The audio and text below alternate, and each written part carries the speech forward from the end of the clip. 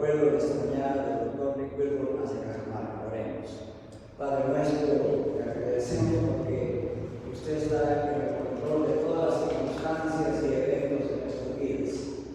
Le suplicamos, Padre, en esta mañana que su gracia y misericordia acompañe al doctor Rick Wilbur, nuestro hermano en Cristo, en su viaje de Lima a Cajamarca.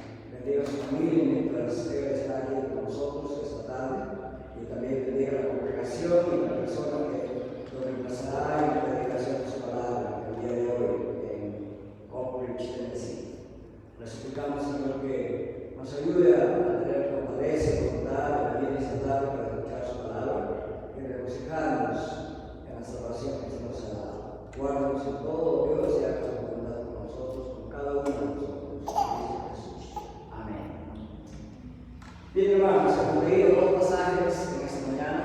En el Antiguo Testamento hemos leído el Salmo 86 y en el Nuevo Testamento hemos leído en Mateo capítulo 5, versículos 1 al 12.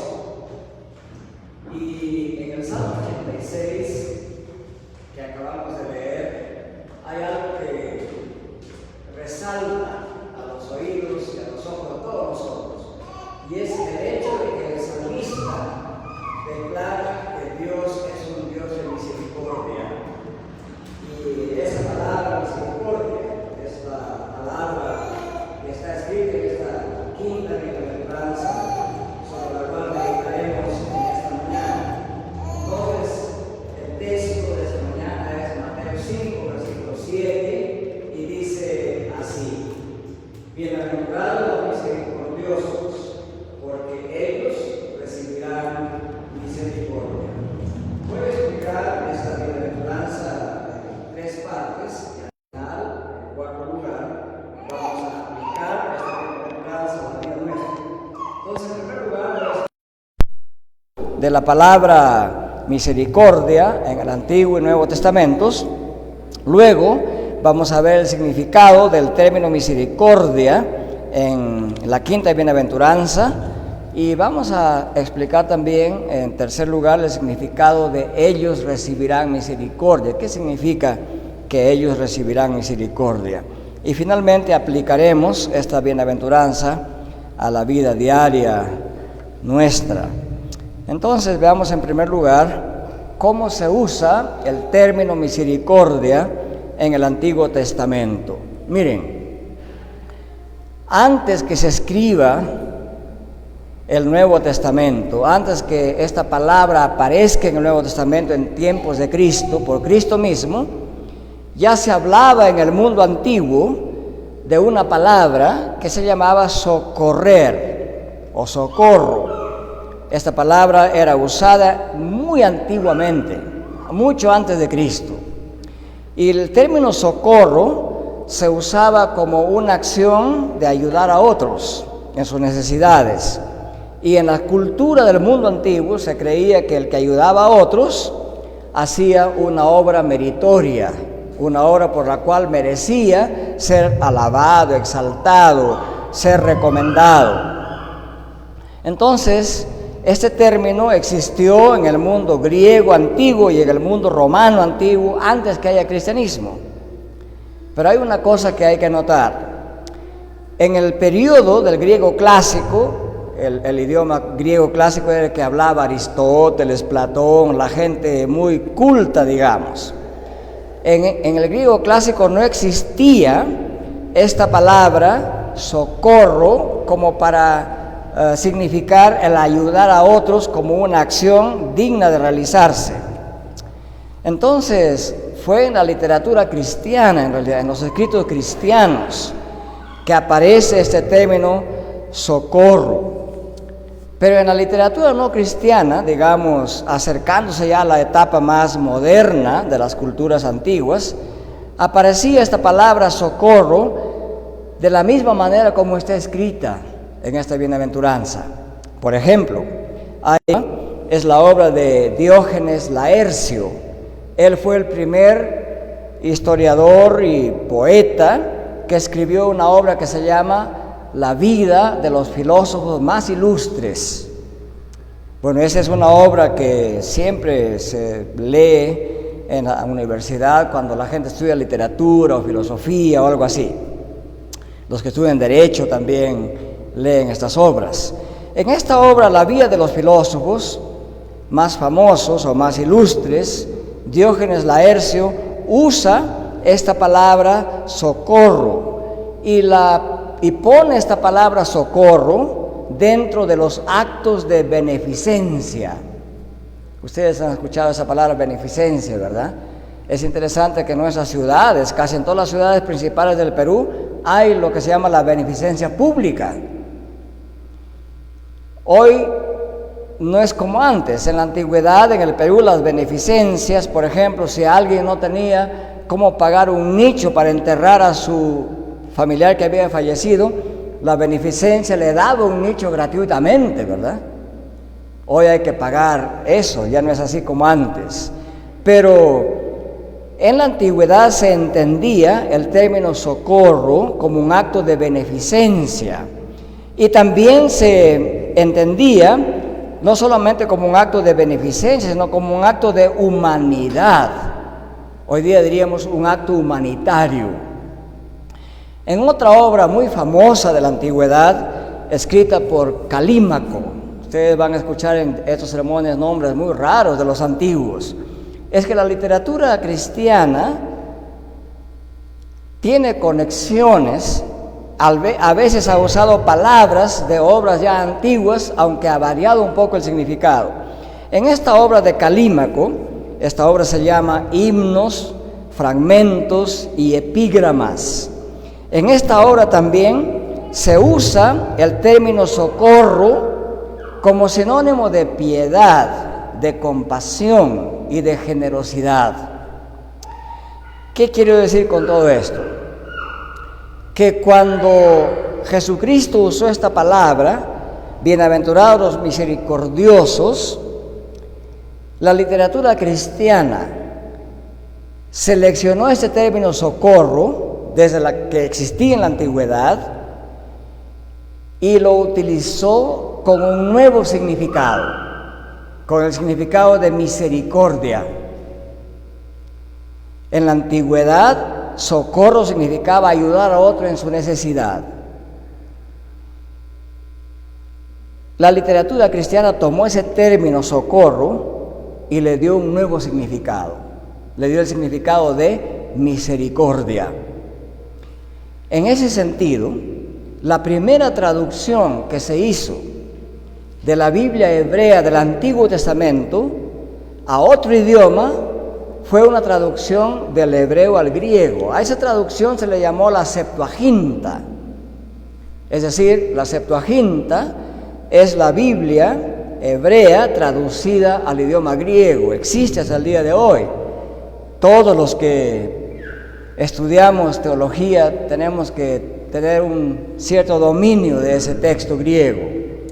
Entonces, todas las palabras del Antiguo Testamento que han sido traducidas con el término misericordia, traducen un término hebreo llamado tzedaka o sadik, que significa piedad, que significa la piedad de Dios, el acto de compasivo de Dios, el acto perdonador de Dios se describe con la palabra sadik o tzedaka, que significa perdonar, ejercer misericordia. En otras palabras, si alguien preguntaría, ¿cómo se ve el acto de misericordia en una persona?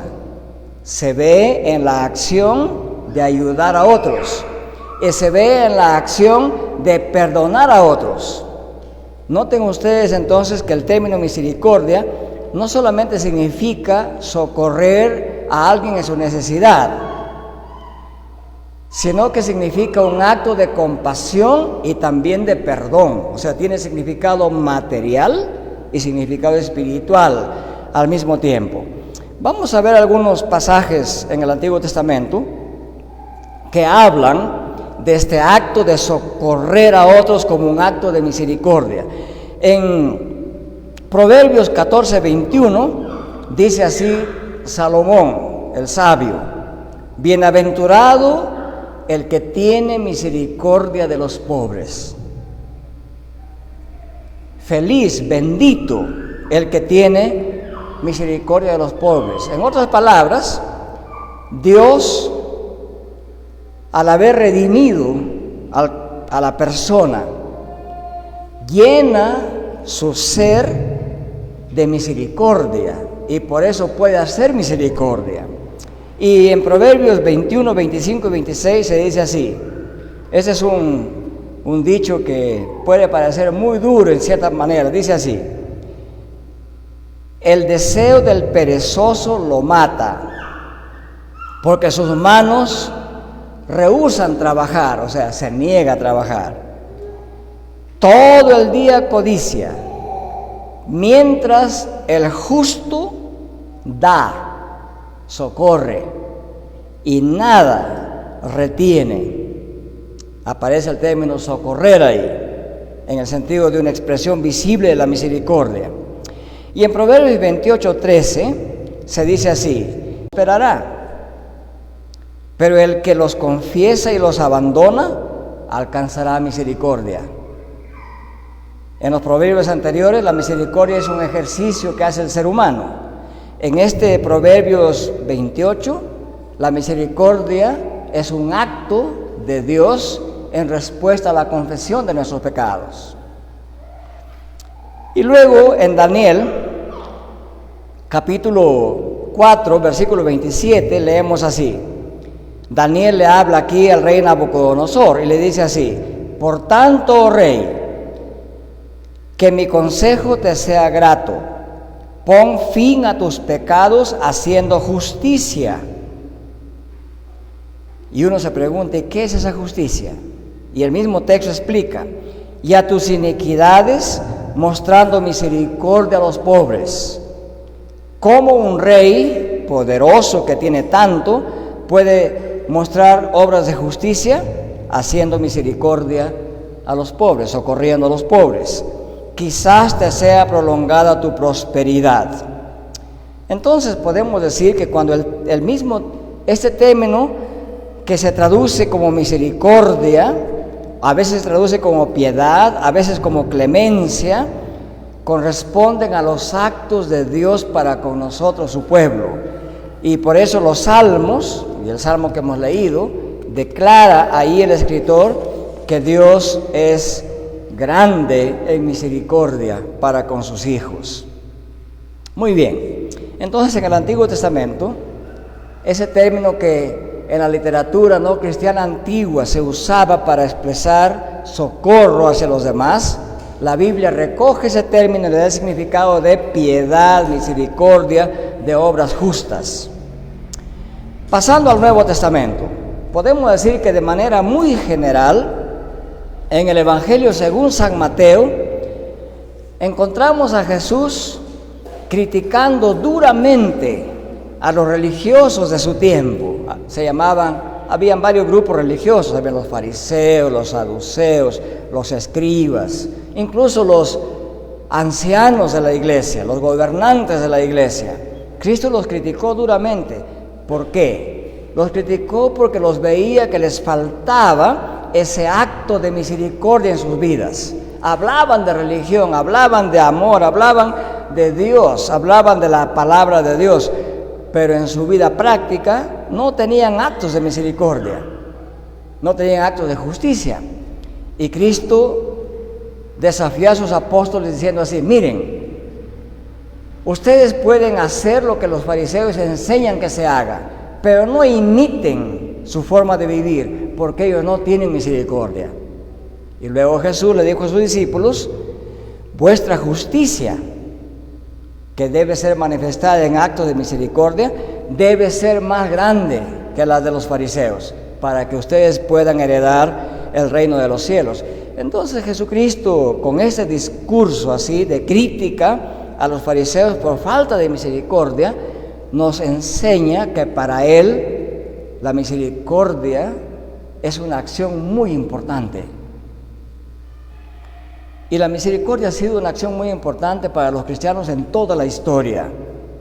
Cuando alguna vez ustedes lean a los grandes historiadores de Roma, de los primeros siglos de la era cristiana, van a encontrar datos como estos. Cuando vino la peste negra en el mundo romano, hasta los médicos tenían miedo de ayudar a los enfermos. ¿Y saben quiénes fueron los únicos que visitaban a los enfermos para consolarlos, llevándoles comida a su casa, etcétera? Los cristianos. Hay muchas críticas que se han hecho a los cristianos durante la historia por varias acciones erróneas que han cometido. Pero en todo eso se reconoce que han sido los únicos en el mundo que mostraron al resto de la sociedad qué significa misericordia, qué significa compasión como manera de vivir en relación con los demás. Y el mismo Mateo 6, 2 al 5, Jesucristo dice así: cuando hagas obra de misericordia o de caridad, no toques trompeta delante de ti, como hacen los hipócritas en las sinagogas y en las calles, para ser alabados por los hombres. En verdad os digo que ya han recibido su recompensa. Pero tú, cuando hagas obra de caridad o de misericordia, que no sepa tu mano izquierda lo que hace tu derecha, para que tu caridad o misericordia sea en secreto, y tu Padre que ve en lo secreto te recompensará. Esto es bien interesante, porque lo natural al ser humano es que le guste ser reconocido por la sociedad. Vivimos en esa época. Casi todo ser humano en nuestro país hace algo para que en algún momento se le alabe por lo que ha hecho. Si es alcalde, mucho más. Si es con el dinero. Pero ellos toman ese dinero, hacen alguito y hacen tocar bombos y platillos, ¿verdad? Y Cristo dice que ese acto de misericordia es un acto hipócrita. Es una crítica bien dura, ¿no? La verdadera misericordia consiste en socorrer al necesitado sin declarar públicamente lo que se hace. Y en Mateo 18, Jesucristo cuenta una parábola que nos hace retumbar los cerebros. La parábola se resume así: había un rey que tenía muchos siervos, pero uno de esos siervos o de esos sirvientes le debía 10,000 talentos a ese rey. Bueno, voy a traducir esos talentos en dinero peruano de hoy. Le debía 419 millones de soles a ese rey. Un pobre de la tierra le debía al rey 419 millones de soles. ¿Podrá un pobre pagar eso si vive 1000 años? Necesitaría vivir más de 400,000 años para pagar esa deuda, ¿verdad? No podía pagar. Y Jesucristo dice, como no podía pagar, el rey vino a cobrarle y el pobre le dijo al rey: oh mi rey, ten paciencia conmigo y te lo pagaré todo. Y el rey le perdonó toda la deuda. Cuando este hombre pobre le fue perdonada toda la deuda, salió de delante del rey y luego se encontró con su consiervo que le debía también a este, o sea, era un consiervo que le debía a él. Este consiervo le debía 20,950 soles. Y lo agarró del cuello y lo zamaqueaba y le decía: págame. Y él le decía igual que él le había dicho al rey: ten paciencia conmigo y te lo pagaré todo. Y no le quiso perdonar la deuda y lo metió en la cárcel. ¿Qué les parece? Eso nos mueve las tripas, como decimos en castellano, ¿no? Y luego se enteró el rey de esa acción de este consiervo y lo mandó a llamar y le dijo: por cuanto no tuviste compasión como yo tuve contigo, por cuanto no tuviste misericordia con tu consiervo, me lo vas a pagar todo. Y lo entregó a los verdugos e hizo que le pague hasta el último céntimo, castigado. Y luego Jesucristo, después que termina esa parábola, Él espera que todos sus discípulos digan entonces: tengo que tener compasión. Y Jesucristo dijo: así como a ese siervo malo, hará Dios con todo aquel que no ejerce misericordia para con sus consiervos. Es una enseñanza hermosísima, ¿verdad? El tema de la misericordia le importaba muchísimo a Jesucristo, a tal punto que enseñó diciendo que el que en esta tierra no tenga misericordia, el Padre Celestial tampoco tendrá misericordia de él. Eso tenemos que tenerlo claro, queridos hermanos. A Jesucristo le importó muchísimo este acto de misericordia. En resumen, entonces, en el Evangelio de Mateo, la misericordia es aquella compasión que tienen los discípulos de Cristo, que se muestra en acciones de caridad hacia los necesitados y también en el perdón de las ofensas de los demás. Pedro estaba preocupado, el apóstol Pedro, por esta enseñanza de Cristo. Y un día le preguntó a Jesús y le dijo: Señor, ¿cuántas veces debo perdonar a mi hermano que me ofende? ¿Hasta 70 veces? Pedro pensaba que está hablando de una enorme cantidad de perdón, de una enorme misericordia. Y Jesús le dice: no, Pedro, hasta 70 veces 7. No estaba hablando de 490 veces, lo que estaba diciendo es todo el tiempo. El perdón es un acto de misericordia que tiene el creyente todo el tiempo. No se agota en 7 veces, 70. En segundo lugar, ¿qué significa en esta quinta bienaventuranza los misericordiosos?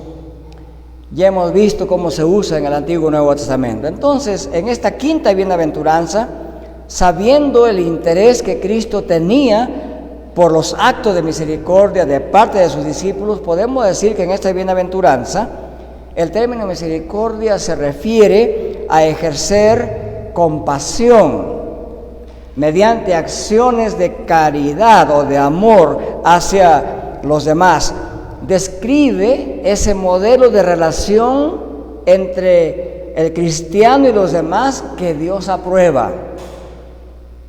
Entonces, cuando dice bienaventurados los misericordiosos, Cristo está diciendo: la actitud de mis discípulos que yo apruebo, que yo premio y que mi Padre premiará, es la actitud de misericordia.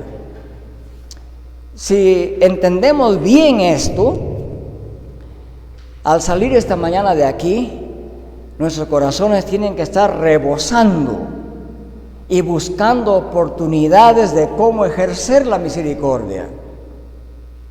¿Y saben qué?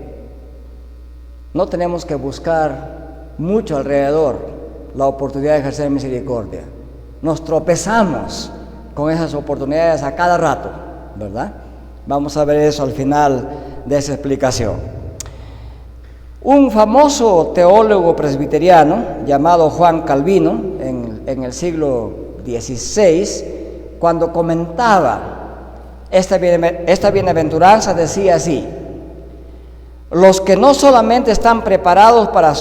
¿Quiénes son los misericordiosos?, preguntaba él. Y su respuesta era así: son aquellos que no solamente están preparados para soportar o satisfacer sus propias necesidades y aflicciones, sino también para tomar parte en las aflicciones de los demás. Esto es compasión. Compadecerse significa tener simpatía con el otro, ponerse en sus zapatos, como se dice normalmente, a través de obras de bondad. Y entonces luego dice: son los misericordiosos los que se visten a sí mismos, por así decirlo, con los mismos afectos, para que estén más dispuestos de prestar ayuda a los que necesitan. Pero aquí en esa bienaventuranza hay algo más que obras de compasión.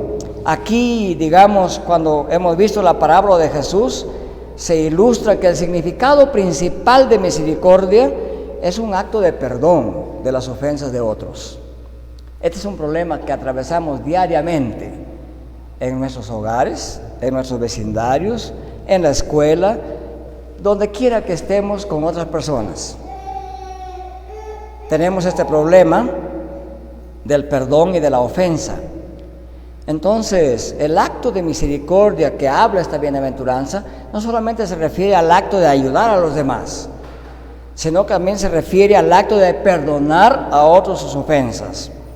Miren, esta bienaventuranza presenta la misericordia como causa y como efecto. ¿Qué significa esto? Dios es misericordioso, como hemos leído en la Biblia en esta mañana.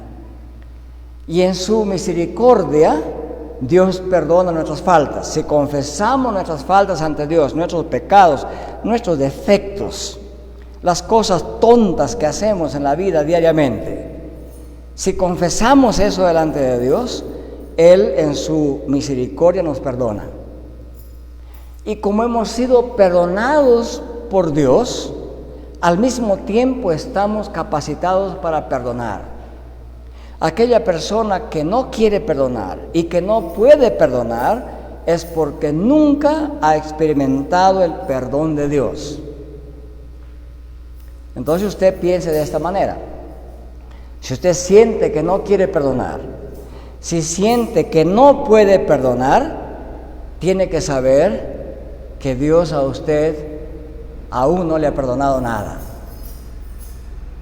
Cuando el cristiano se da cuenta en su conciencia, en su mente, y sabe y siente que Dios le ha perdonado, ahí recién está capacitado para perdonar a otros. Nadie puede dar lo que no tiene, ¿verdad? Si usted no tiene el perdón, no puede dar perdón. Si no ha experimentado el perdón, tampoco puede perdonar. En ese sentido el hecho de que Dios nos ha perdonado es la causa. Y el efecto está en que, como Dios nos ha perdonado, nosotros también podemos perdonar a otros. Esto implica lo siguiente, que aquellos que han experimentado la misericordia de Dios, ellos también tendrán misericordia para con quienes le ofenden. Eso es lo que nos muestra esta parábola. Dios tiene misericordia, Él nos expresa su misericordia y nos capacita para tener misericordia. Quiera Dios que cada uno de nosotros, porque ellos recibirán misericordia. Entonces, si tratamos a los demás con misericordia, también vamos a ser tratados por Dios con misericordia. Es como que Dios ha puesto una condición, ha puesto un candado al hecho de la misericordia de Él. Él responderá con misericordia hacia nosotros si es que nosotros tratamos a los demás con misericordia. Eso es lo que enseña esta bienaventuranza. Este principio está bien resaltado, está bien enfatizado en la oración que Cristo nos enseñó a orar.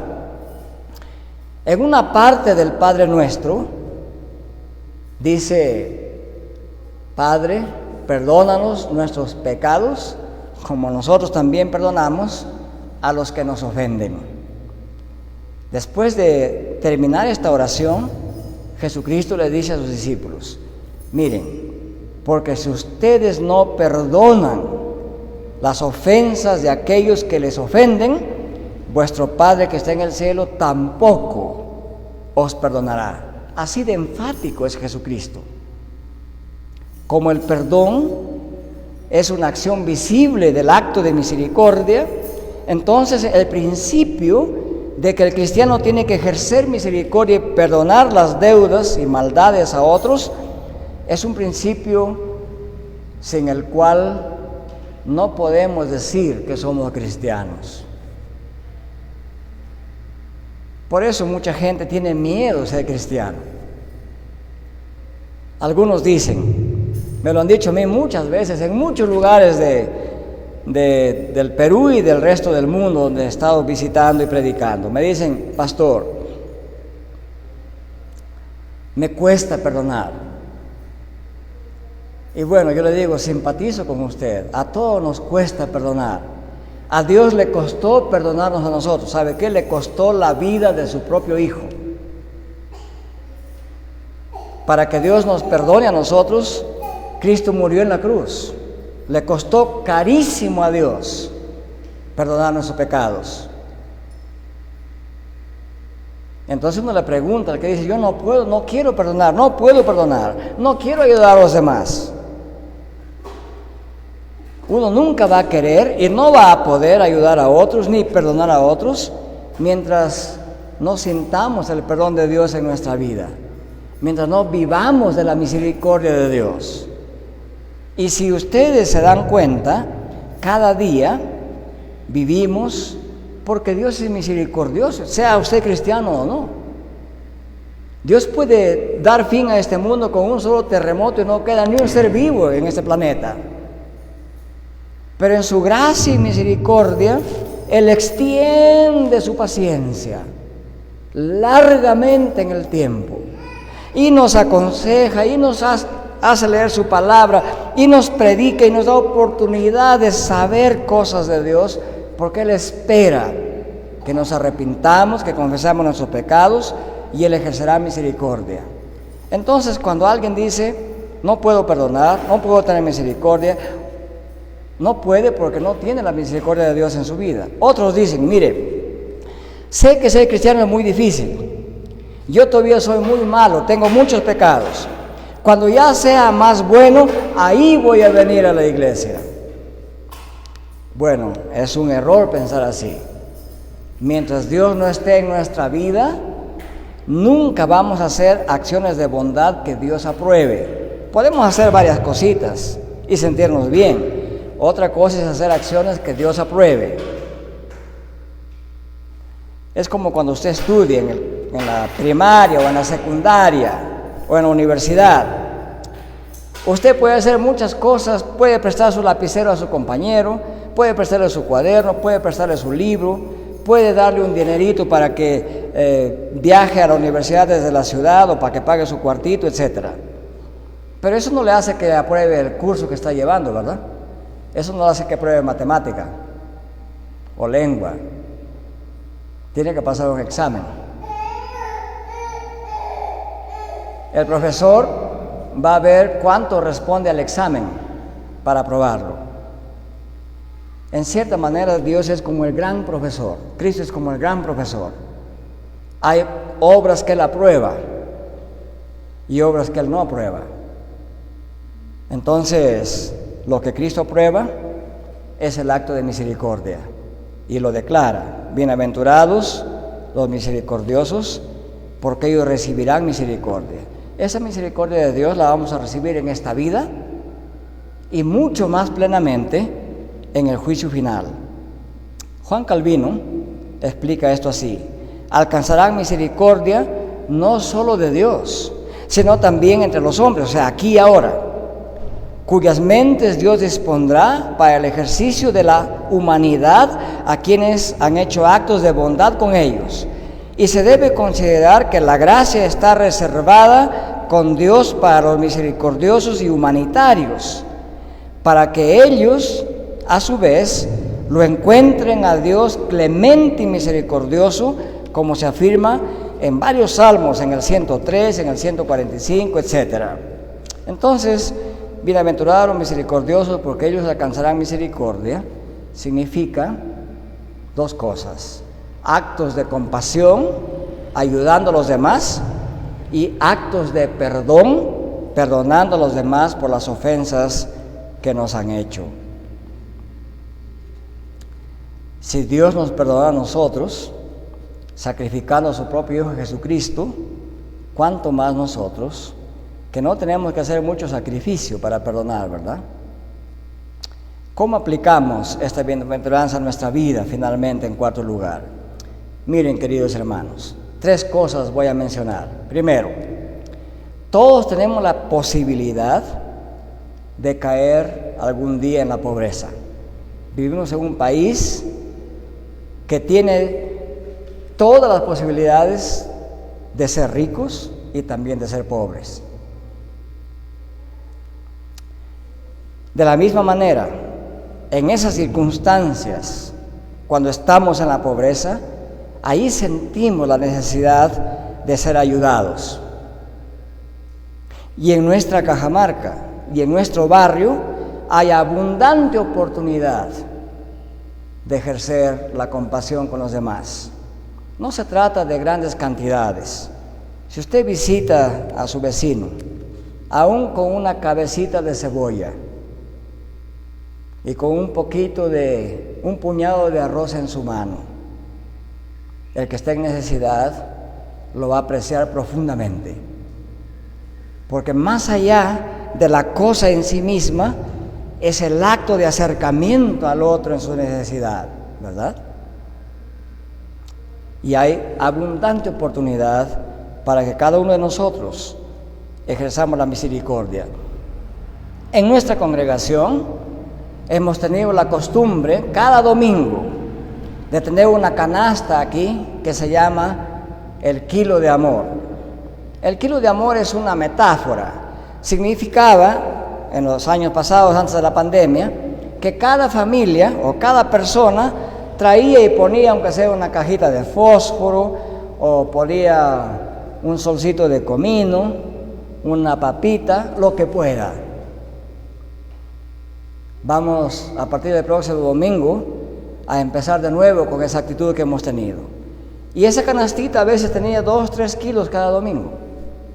Entonces don Luis iba a algún vecino y en nombre de la iglesia decía: hermanos, esta es la ofrenda de la iglesia para usted el día de hoy. Ese es un acto de misericordia. Bueno, la pandemia nos ha hecho atrasar sobre esas obras de misericordia. Vamos a retomarlo de nuevo. Se llama el kilo de amor. No tiene que ser 1 kilo de cada cosa. Es una metáfora, algo. ¿Por qué? Porque cada vez que venimos a alabar a Dios, decimos, ¿no? ¿Qué ofrendas has traído hoy para el Señor? Decimos, entregamos nuestra vida, etcétera, y entregamos ofrendas y diezmos para la obra de su causa en este mundo. Y la Biblia dice: cada uno de ustedes dé el primer día de la semana, que es el día domingo, aparte según Dios le haya prosperado. Miren, Dios es tan bueno y misericordioso que no nos pide que demos todo, cada uno conforme a lo que haya recibido en esa semana. Y un pastor que vino de Estados Unidos y predicaba en la segunda congregación allí en la ciudad decía así: si alguien que ya es cristiano y viene a la congregación con las manos vacías, decía él, está diciendo: Dios, nada me has dado esta semana, por lo tanto nada te traigo a ti. Y nos preguntamos cada uno: ¿no nos ha dado nada Dios en la semana? Y la respuesta es: sí, nos ha dado alguito. Y de ese algo también traemos. Dios no es un rey que nos pide grandes sacrificios en realidad, si nos damos cuenta. Segundo, todos tenemos la desafortunada oportunidad de ofender a otros en nuestras relaciones con otros, o de ser ofendidos por otros. Todos tenemos esa desafortunada posibilidad, ¿verdad? En cualquier lugar donde estemos, alguien nos puede ofender, o nosotros mismos podemos ofender a otros. En esas circunstancias, todos tenemos el mandato de Cristo de ejercer misericordia, compasión, y hacer visible esa compasión y misericordia, perdonando de manera genuina y sincera a otros. Aún en la propia familia, entre padres e hijos, entre cuñados y cuñadas, entre suegra y nuera y suegra, siempre hay esa desafortunada posibilidad de ofender, ¿verdad?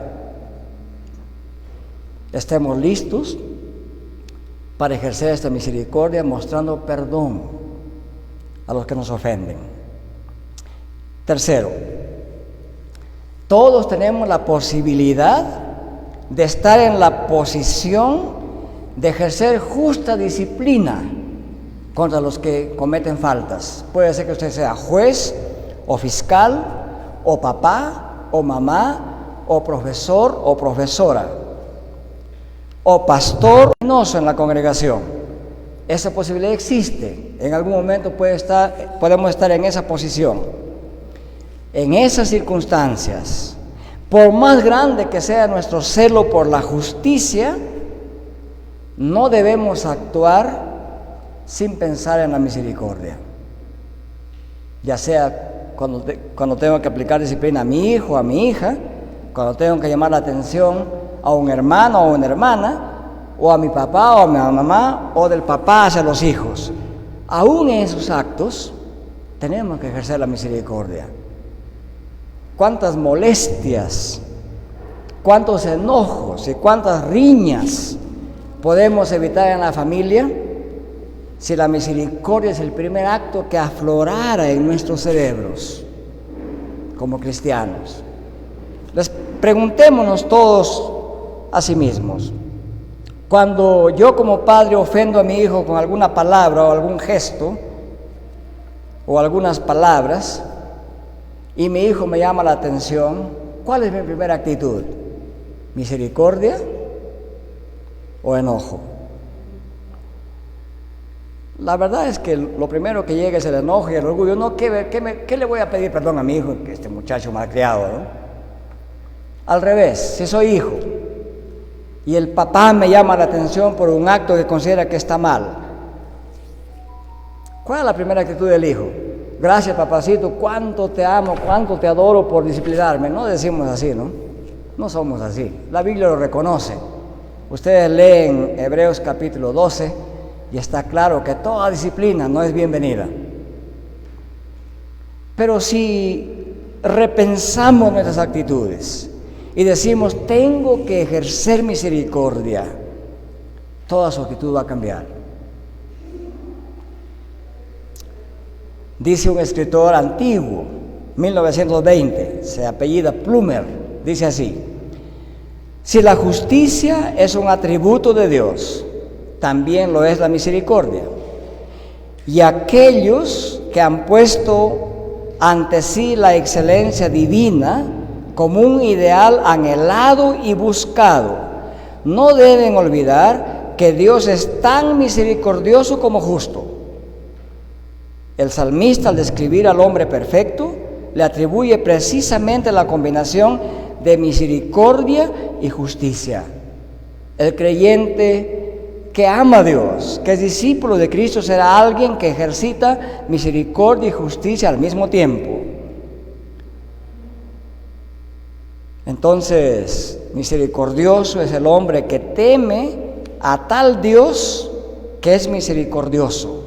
Y por eso Dios lo declara en Cristo: bienaventurado el que ejerce misericordia, porque Dios tendrá también de él misericordia.